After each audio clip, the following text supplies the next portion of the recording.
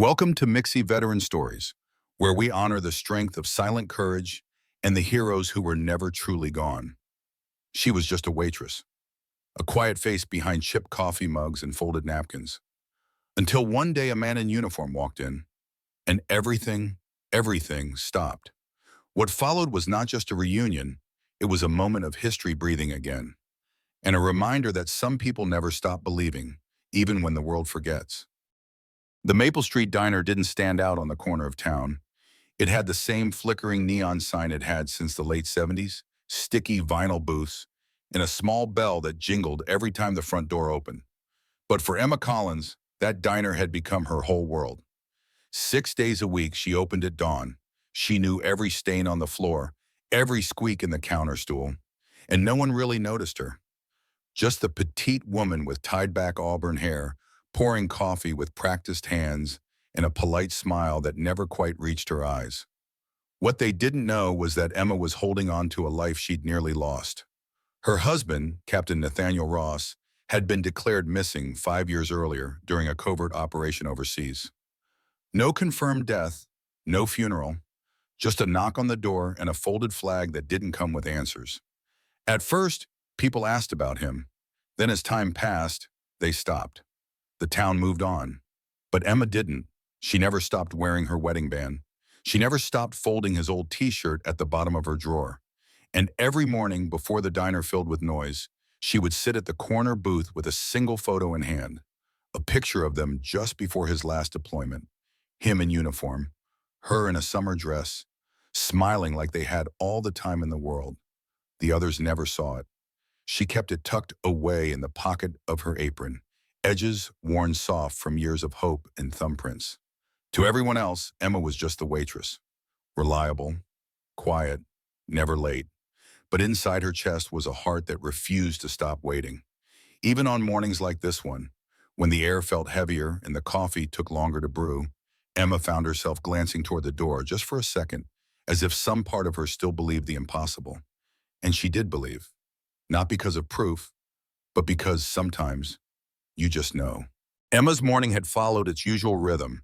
Unlock the door at 6 a.m., prep the coffee station, stack menus, and fold napkins into perfect triangles. She hummed softly to herself, a lullaby of routine that had become her comfort in a world that once shattered. Her coworkers had long learned not to ask too many questions. They knew she was kind, efficient, and always showed up, even on holidays. But none of them asked about the gold rings still on her finger. None of them dared mention the name she'd stopped saying out loud, Nathaniel.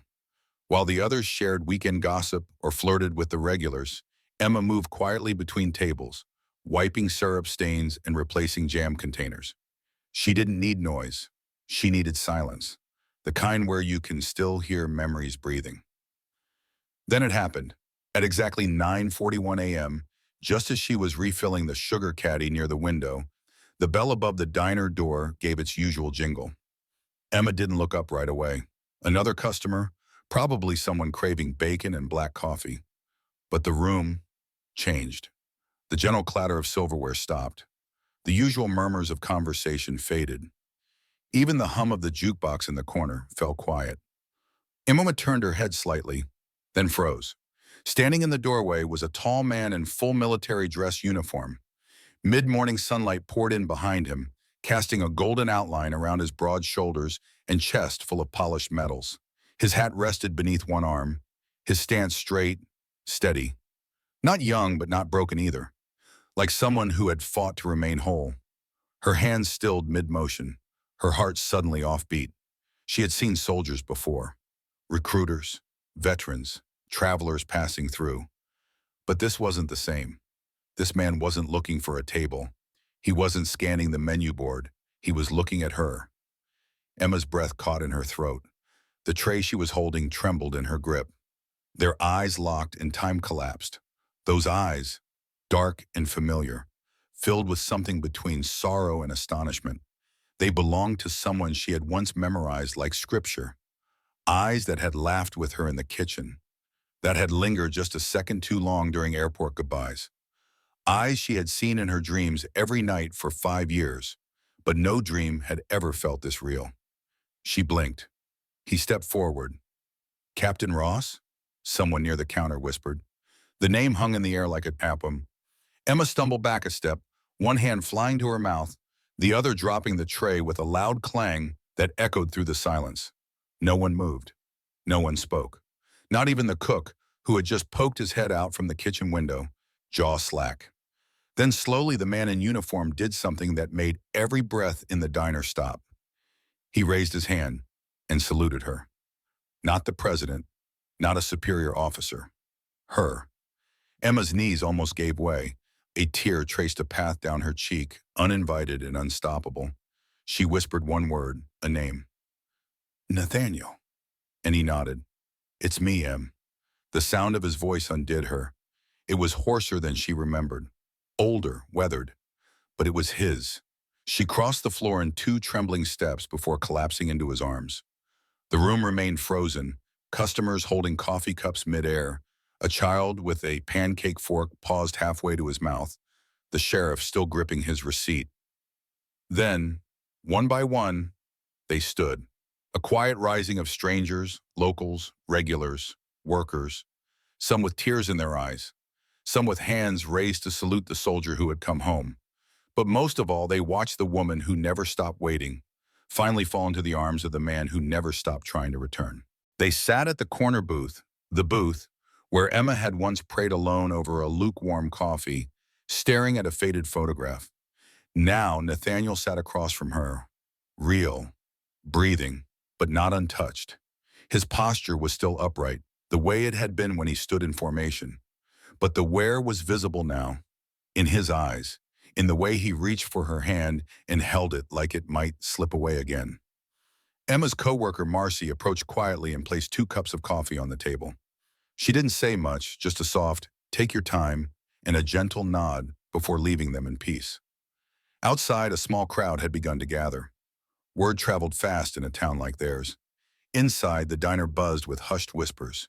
Is it really him? I thought he died. How is this even possible? But Emma didn't care about the questions. She had one of her own, and it had waited too long. She looked at Nathaniel, voice trembling. Where were you? His smile faded, and his eyes changed. The strength remained, but something shadowed it now, something that hadn't been there 5 years ago. He took a breath and began. It was supposed to be a quick extraction, he said, voice low, steady. We had a plan, a target, a route out. He looked down at the steam rising from the coffee. None of it worked. We were ambushed before we even reached the drop point. Everything went dark. Emma's fingers tightened around his. He didn't pull away. I was injured, separated from the rest of my unit, captured. He paused, held, somewhere remote, no communication, no rescue, just silence. Her eyes filled again, but she didn't interrupt. She needed this. So did he. They moved me constantly, he continued. These cellars, places without names. I had no sense of time, just pain, hunger, and the thought of you. Emma's breath hitched. I thought of your laugh, the way you folded laundry while dancing barefoot in the kitchen. I held on to those details like rope. They kept me sane. He reached into his jacket and pulled out a piece of paper, creased, faded, the ink almost gone. It was a letter, her letter, the last one she'd written before the military declared him lost. I read this until the words started to fade, ma'am, he said. Your handwriting kept me alive. Emma traced her finger over the page. She remembered writing it, remembered crying over it, never knowing if it would be read. Nathaniel continued. I escaped after 2 years, hiked miles through terrain I didn't recognize, eventually found my way to a checkpoint. But they didn't believe who I was, not right away. He gave a small, humorless laugh. Took almost a year of tests, reports, and evaluations before anyone cleared me for release. Why didn't you come straight home? Emma asked softly. He hesitated. Because I was scared, he admitted. Scared that you had moved on, that I was too late, that I didn't belong anymore. Emma shook her head, eyes brimming. I never did, she whispered. Not for 1 second. Nathaniel pulled a small velvet box from his pocket. Inside, a medal gleamed in silver and gold, engraved with his name and a date she didn't recognize. They gave this to me when I returned, said it was for endurance, survival, but all I really did was hold on. Emma touched the metal, then pressed it gently to her heart. You waited for me, he said. She nodded. Because I knew. I didn't have proof, but I knew. They sat in silence for a moment. Not the silence of absence, but of healing. Around them, life began to hum again. Customers resumed their meals. The jukebox clicked back to life. But nothing in that booth felt the same. Nathaniel looked at her, and for the first time since he walked through that door, his eyes softened completely. I don't need speeches, or medals, or apologies, he said. I just need you. Emma took his hands in hers. You already have me. Outside, more people had gathered, some snapping photos, others just standing in awe. But Nathaniel didn't flinch. He wasn't afraid of being seen anymore. He had spent too many years being invisible. Inside the diner, Marcy taped a photo near the register, a picture of Nathaniel saluting Emma moments after they reunited. Below it, a small plaque read, "To the ones who waited." Later that evening, just as Emma flipped the sign on the front door to close, a sleek black sedan pulled up outside the diner.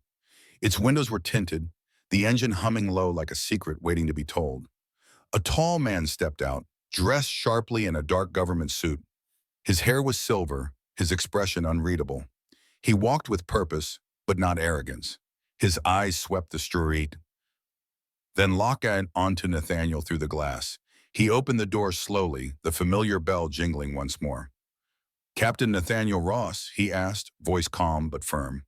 Nathaniel stood instinctively, his military reflexes kicking in. Yes, sir. The man extended a hand.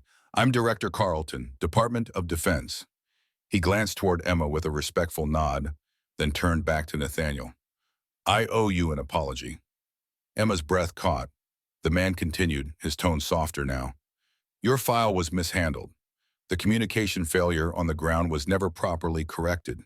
You were declared KIA, killed in action, based on incomplete intel. No one followed up when discrepancies arose. Nathaniel remained silent, jaw clenched. Director Carlton lowered his eyes for a moment. You were buried in bureaucracy, forgotten by the system. It wasn't intentional, but it was wrong. And it's taken far too long to make it right. He reached into his coat and handed Nathaniel a sealed envelope.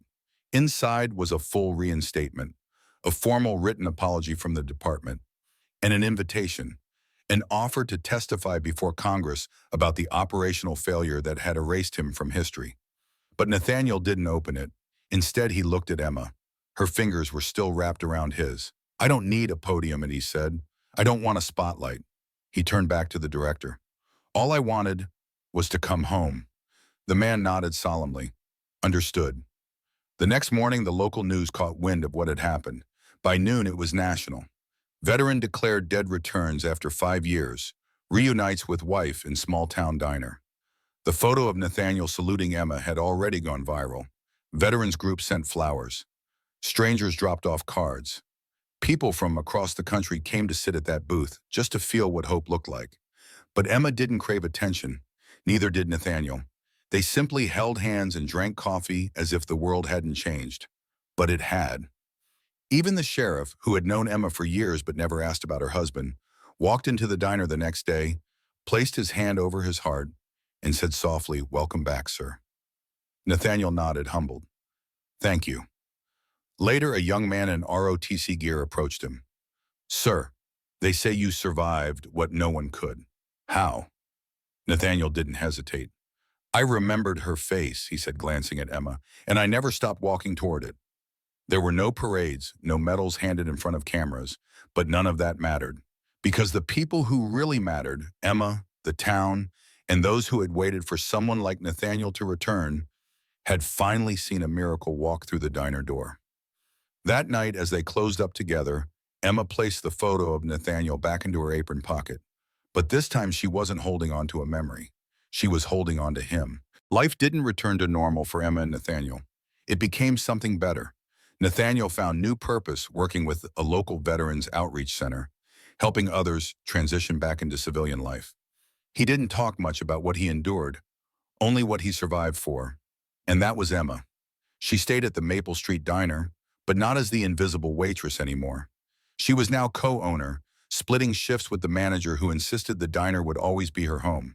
The corner booth, where they reunited, became known quietly as Hero's Corner. People came from across the state just to sit there. Some asked for photos. Others simply sat in silence, letting the story wash over them. There was no plaque, no marker, just a small frame tucked near the register, a photo of Captain Ross saluting Emma, with 5 simple words beneath it: to the ones who waited. Weeks later, Nathaniel was asked to speak at a local high school. He didn't bring notes. He didn't wear medals. He stood in front of the auditorium in civilian clothes, looked out over rows of young faces and said, "Never underestimate the quiet ones. They carry the heaviest weight, and they never put it down." That was all. The auditorium fell silent, the kind of silence that said something had been heard, something true. After the speech, Emma met him outside beneath the oak tree near the school steps. She didn't need to say anything. Her presence had always said enough. Nathaniel smiled, taking her hand. "You're the reason I'm standing here," he said again. She smiled back. "And you're the reason I never stopped waiting." They didn't seek headlines, they didn't chase history, but they became a story. A story not about war or medals or government apologies. A story about faith, about holding on, about the kind of love that waits, not for attention, but for return. And when that return comes, no matter how long it takes, it rewrites everything. Some people call Nathaniel a hero. He accepted the title quietly. But every time someone tried to put him on a pedestal, he simply pointed to Emma. "She's the hero," he'd say. "She waited. She believed. She never gave up, even when I almost did." And that's the truth of it. Sometimes the bravest people aren't on the battlefield. Sometimes they're wiping down tables with aching hearts, folding napkins with trembling hands, smiling through grief, waiting, believing, and refusing to let go of love. If this story moved you, don't forget to like the video, share it with someone who still believes in hope, and subscribe to Mixie Veteran Stories, where we bring light to the voices that history nearly forgot. Because heroes don't always wear medals. Sometimes they wear aprons, and sometimes they wait for the door to open, until the one they love walks back through it. Thank you for watching. We'll see you in the next story.